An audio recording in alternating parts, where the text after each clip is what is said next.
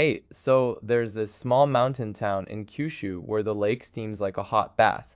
The main street is basically a snack parade, and the train to get there has raised seats so you can watch the countryside go by like you're in a moving lodge. The thing about Yufuin is most people visit it as a day trip from Fukuoka, rush the same street everyone rushes, and leave before they realize the town actually has a volcano you can climb, a Kengo Kuma-museum, and a roll cake with a sell by 11 a.m. expiration on your dignity. I mapped out the whole 3 days in a template you can grab. Links in the description if you want it. Yufuin works in every season. Cherry blossoms along the lake in spring, serious hiking in summer, the mountains go red and gold in autumn, and winter gives you that ghostly mist over the water.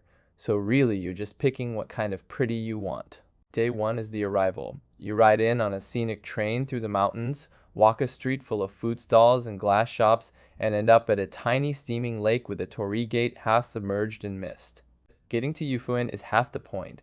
The Yufuin no Mori is a JR sightseeing train with elevated floors and oversized windows. You sit higher than normal and watch the Kyushu mountain scenery scroll past for about 2 hours. You can pre-order a bento made with Oita Wagyu and eat it at your raised seat like you're in a moving mountain lodge. When you step off, the platform is wood, the air is cooler, and Mount Yufu's twin peaks are already right there above the rooftops. It's the moment Fukuoka feels properly behind you. Grab a paper map at the station booth on your way out, because cell signal gets patchy once you're in the surrounding mountains. From the station to the lake, there's one street, Yunotsubo Kaido, and it's about 800 meters of onsen manyu carts, grilling senbei, dango stalls, and small shops selling glasswork and pottery. The whole thing has been called Karuizawa-like, which is a polite way of saying it's charming, curated, and absolutely mobbed by midday. Eat as you walk. The street food is the attraction here, not a warm-up for some later sit-down meal you're never going to find. By late afternoon, the day trippers thin out and the street gets quieter, especially in colder months when steam from the shop doorways meets the cold air and everything feels a bit dreamier. At the end of the street, you hit Lake Kinrin. It's small, like 400 meters around, but it's the reason Yufuin exists as a resort town. Hot spring water and cold spring water mix in the lake bed, and when the air is cool enough, the whole surface steams like a bath, wrapping around a small torii gate standing in the water. A Confucian scholar named Mori Kuso saw fish leaping at sunset,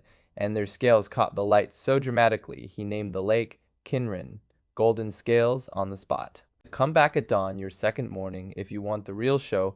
The mist is thickest, the crowds are non-existent, and you'll have the path almost to yourself.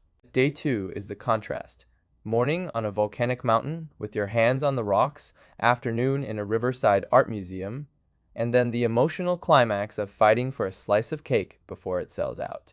That twin-peaked mountain you've been staring at since you arrived, that's Mount Yufu, a 1,583-meter dormant volcano nicknamed the Little Fuji of Oita for the silhouette. The hike starts in cool, quiet forest and ends above the tree line, with loose volcanic rock underfoot and the entire Yufuin basin spread out beneath you. It's rated moderate, but the final stretch involves scrambling on steep, loose stone, proper hiking shoes, not sneakers, and the round trip takes 4 to 6 hours depending on your fitness. Start early because you want to be off the exposed ridge before afternoon weather moves in, and check the bus schedule to the trailhead at Yufu Tatanguchi because runs are limited. You didn't come to an onsen town expecting Kusama and Murakami on the walls, but the COMICO ART MUSEUM is a riverside building designed by Kengo Kuma, the architect behind Tokyo's Olympic Stadium, showing blue-chip contemporary Japanese art in the middle of rural Kyushu.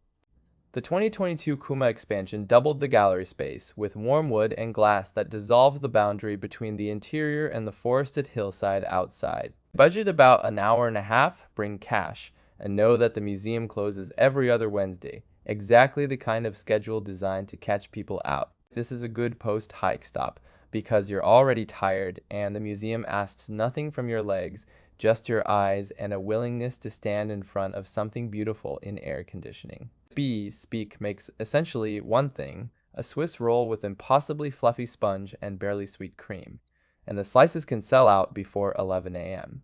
This is a pastry that punishes late risers, and the shop closes when it's gone, sometimes well before the listed closing time. If you're staying at a ryokan, ask whether they serve bee-speak rolls. Some inns in Yufuin source them directly, which is a loophole worth knowing about. Otherwise, go early, accept the queue, and savor the quiet satisfaction of having beaten the sold-out clock at a cake shop in a mountain onsen town.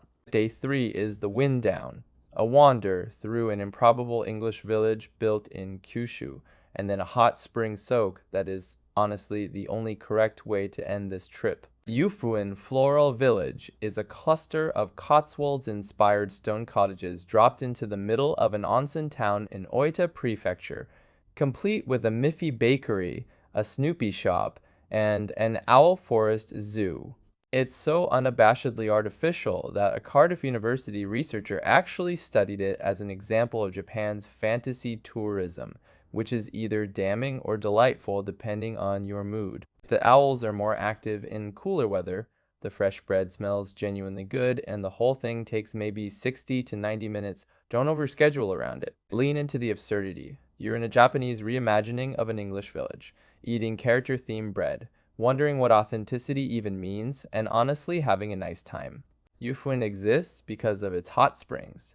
Oita Prefecture produces more onsen water than anywhere else in Japan, and leaving without soaking would be like visiting Rome and skipping the Colosseum. A public bathhouse gives you mineral-rich spring water in a rustic setting without the cost or formality of a ryokan overnight, just cash at the door, a towel, and the willingness to follow basic onsen etiquette.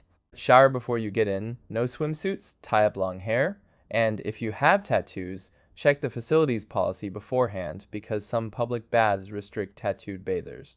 About 5 minutes in, that deep involuntary relaxation hits your legs, the same legs that climbed a volcano yesterday, and suddenly, 3 days of walking, eating, and scrambling feel like they were building to exactly this moment. Yufuin is a town of 10,000 people with a steaming lake, a volcano you can scramble up, world-class architecture, and a cake that disappears before lunch. And somehow all of it feels like it belongs together. I built this whole route out in a template, so you can see every stop on the map, move things around, and share it with whoever you're traveling with. Links in the description. Let me know which stop you'd cut, add, or rearrange in the comments.